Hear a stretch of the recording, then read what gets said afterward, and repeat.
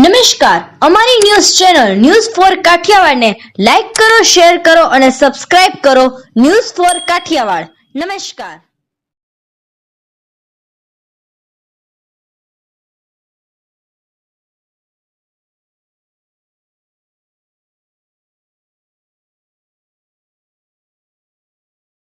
જૂનાગઢ મહાશિવરાત્રિના મેળાનો પ્રારંભ ભારતી આશ્રમના લઘુ મહંત મહાદેવ ભારતી બાપુએ મહાશિવરાત્રિ મેળા માંગ પધારવા ભાવિકોને આમંત્રણ પાઠવ્યું. વિશેષ માંગ દર વર્ષની જેમ આ વર્ષે પણ બ્લડ કેમ્પનું ભવ્ય આયોજન ભારતી આશ્રમ ખાતે કરવામાં આવ્યું છે. તેનો પણ ભાવિકોને લાભ લેવા ભારતી આશ્રમના લઘુ મહંત મહાદેવ ભારતી બાપુએ જણાવ્યું હતું.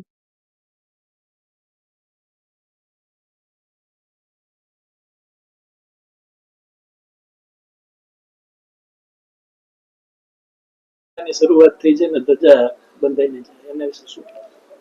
જય ગિરનારી. આપણી પરંપરા પ્રમાણે આજે મહાસુદ નોમથી મહાસુદ તેરસ સુધી જે શિવરાત્રીનો મહોત્સવ આજથી ચાલુ થઈ ગયો છે. સવારે ભવનાથ મહાદેવના મંદિરે ધજારોહણ થયા બાદ વિધિવત મેળાનો પ્રારંભ થઈ ગયો છે. આજથી જ લોકો હજારો અને લાખોની સંખ્યામાં ઉમટી પડ્યા છે. ખૂબ જ રંગે અને સંગે મેળો ઉજવાય એવી રીતે અત્યારે આયોજન થઈ રહ્યું છે. તંત્ર દ્વારા અને સંતો દ્વારા એક અનેરો ઉત્સાહથી આ આયોજન થઈ રહ્યું છે.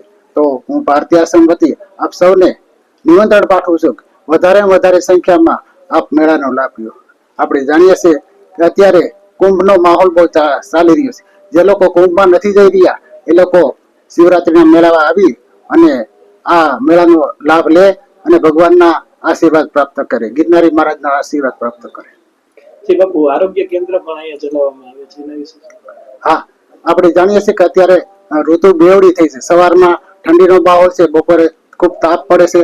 એના હિસાબે ઘણા લોકોને કઈ નાની મોટી તકલીફ થાય એના માટે હર વર્ષની જેમ આ વર્ષે પણ ભારતીય આશ્રમમાં મેડિકલ કેમ્પ અને બ્લડ ડોનેશન કેમ્પનું આયોજન કરવામાં આવ્યું છે. તેનાથી જે લોકોને જરૂરિયાતમંદોને એનો લાભ મળી શકે છે.